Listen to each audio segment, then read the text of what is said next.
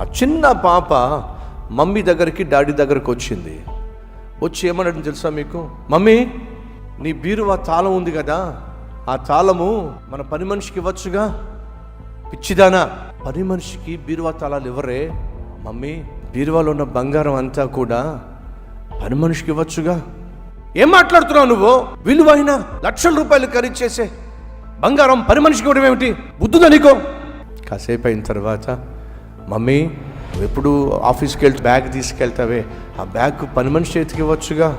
Bag పని మనిషి చేతికి ఇవ్వడం అంటే దాంట్లో సెల్ ఫోన్ ఉంటుంది, దాంట్లో నా పర్సు ఉంటుంది, ఏటీఎం కార్డ్స్ ఉంటాయి, బ్యాంక్ కార్డ్స్ ఉంటాయి.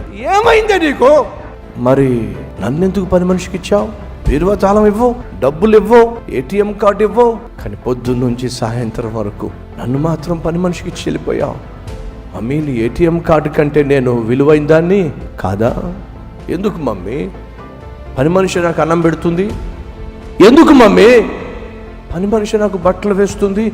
ఎందుకు మమ్మీ? పని మనిషి నన్ను ఆడిస్తుంది. ఇంతకీ నువ్వు కన్నావా, లేకపోతే డాడీ పని మనిషి ద్వారా నన్ను కన్నాడా? ఇదే ఈరోజు తల్లులు తండ్రులు చూపించే ప్రేమ. తల్లులు తండ్రులు అర్థమవుతుందా? బిడ్డలకు చూపించవలసిన ప్రేమ కానీ, ఆప్యాయత కానీ, అనురాగం కానీ, వాళ్ళతో సమయం గడపవలసినటువంటి సమయం గడపడం కానీ, వాళ్ళతో కలిసి భోంచేయడం కానీ, వాళ్ళకు గోరుముద్దులో తినిపించడం కానీ కరువైపోయింది. బిడ్డల కంటే ఈ రోజుల్లో చాలా మందికి బట్టలు ఇష్టం. బిడ్డల కంటే ఈరోజు చాలా మందికి వస్తు వాహనాలు ఇష్టం. బిడ్డల కంటే ఈరోజు చాలా మందికి సరదాలు ఇష్టం, సంతోషంగా తిరగడం ఇష్టం. వీటన్నిటికంటే బహు విలువైంది దేవుడు నీకు ఇచ్చిన గర్భఫలం. దాని సంగతి ఏం చేస్తావు?